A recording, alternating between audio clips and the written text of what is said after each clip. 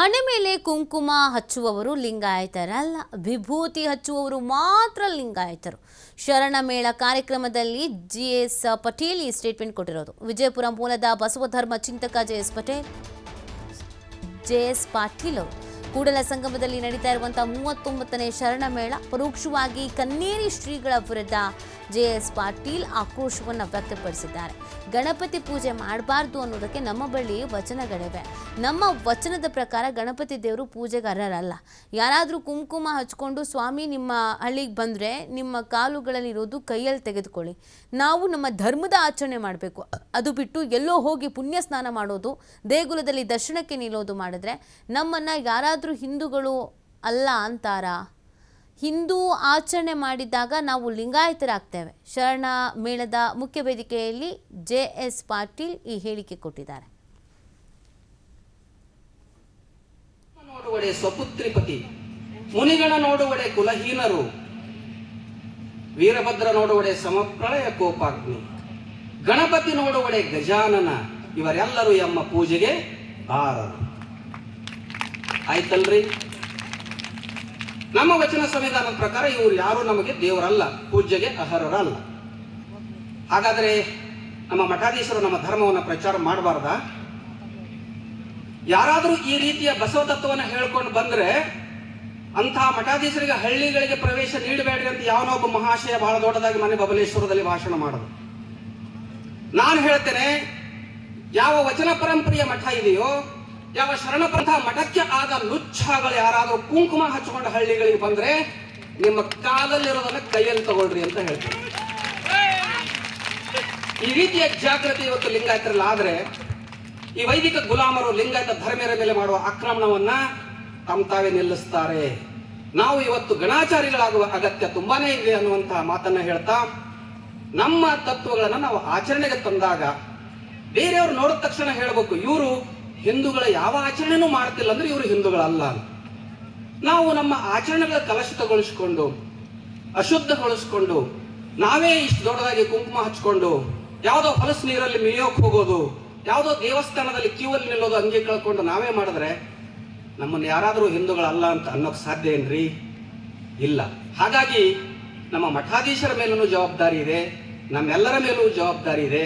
ನಾವೆಲ್ಲರೂ ಬಹಳ ಜಾಗ್ರತೆಯಿಂದ ಇವತ್ತು ಲಿಂಗಾಯತ ಧರ್ಮದ ಆಚರಣೆಗಳನ್ನ ಅನುಷ್ಠಾನಕ್ಕೆ ತರಬೇಕಾಗಿದೆ. ಹಣಿ ಮೇಲೆ ಕುಂಕುಮ ಹಚ್ಚಿಕೊಂಡವ್ರಲ್ರಿ, ಯಾರು ಲಿಂಗವನ್ನು ಹಚ್ಚುತ್ತಾರೋ, ವಿಭೂತಿಯನ್ನು ಹಚ್ತಾರೋ ಆ ಲಿಂಗಾಯತರಿಗೆ ನಾವು ಹೇಳ್ತಾ ಇರೋದಿಲ್ಲ. ಕಳೆದ 2 ವರ್ಷಗಳ ಹಿಂದೆ ಲಿಂಗಾಯತ ಮಠಾಧೀಶರೊಬ್ಬರು ಲಿಂಗಾಯತ ಸಂಸ್ಕೃತಿಯಲ್ಲಿ ಏನೇನು ಮಾಡಬಾರದು ಅನ್ನೋದಕ್ಕೆ ಗಣೇಶನನ್ನು ಕೂರಿಸಬಾರದು, ಗಣೇಶ ಮೆರವಣಿಗೆ ಮಾಡಬಾರದು ಅಂತ ಹೇಳಿದ್ದಕ್ಕೆ ವೈದಿಕ ಮಾಧ್ಯಮಗಳು ಬಹಳ ದೊಡ್ಡ ಮಟ್ಟದ ಅಪಪ್ರಚಾರವನ್ನು ಮಾಡುದು. ಗಣಪತಿ ಪೂಜೆ ಮಾಡಬಾರದು ಅನ್ನೋದಕ್ಕೆ ನಮ್ಮಲ್ಲಿ ವಚನಗಳಿದಾವೆ. ಆ ವಚನಗಳಿಟ್ಟೆ ನಾವು ಅವರಿಗೆ ಉತ್ತರವನ್ನು ಕೊಡಬೇಕಾಗ್ತದೆ.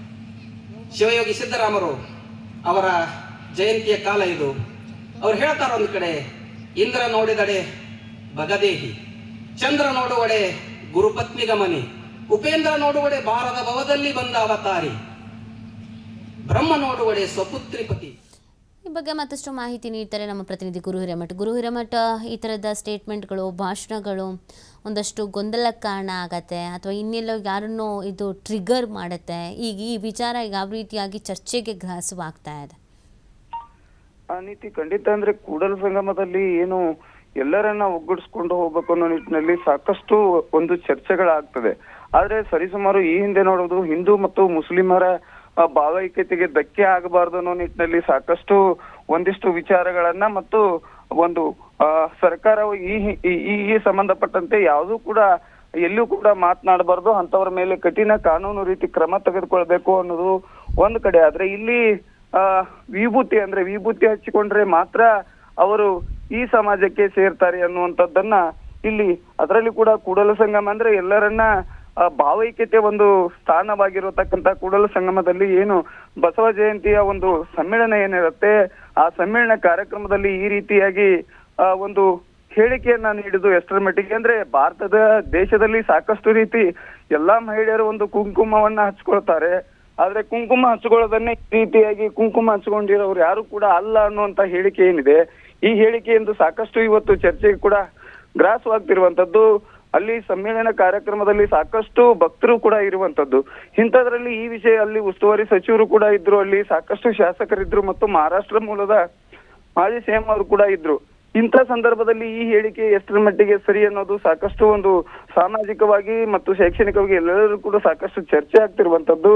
ಹೀಗಾಗಿ ಕೂಡಲ ಸಂಗಮದ ಒಂದು ಬಸವ ಸಮ್ಮೇಳನದಲ್ಲಿ ಈ ರೀತಿ ಹೇಳಿಕೆ ನೀಡಿದ್ದು ಸರಿಯಲ್ಲ ಅನ್ನೋ ಒಂದಿಷ್ಟು ವಿಚಾರಗಳ ಕೂಡ ಬಹಳಷ್ಟು ಬೆಳಕಿಗೆ ಬಂದಿರುವಂತದ್ದು. ಹೀಗಾಗಿ ಇಲ್ಲಿ ಪ್ರಮುಖವಾಗಿ ಕನ್ನೇರಿ ಶ್ರೀಗಳಿಗೆ ಸಾಕಷ್ಟು ಒಂದು ಈ ಹಿನ್ನೆಲೆಯಲ್ಲಿ ಕನ್ನೇರಿ ಶ್ರೀಗಳಿಗೆ ಡೈರೆಕ್ಟ್ ಆಗಿ ಹೇಳಿದ್ರ ಅನ್ನುವಂಥದ್ದು ಒಂದು ಕಡೆ ಚರ್ಚೆ ಆಗ್ತಿರುವಂತದ್ದು.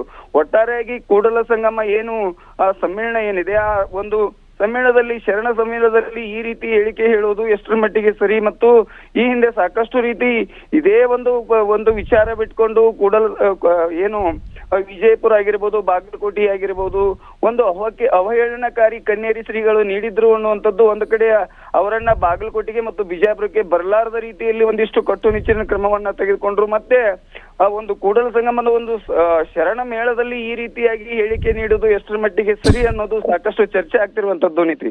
ಓಕೆ, ಥ್ಯಾಂಕ್ ಯು ಗುರು, ತಮ್ಮ ಡೀಟೇಲ್ಸ್ಗಾಗಿ.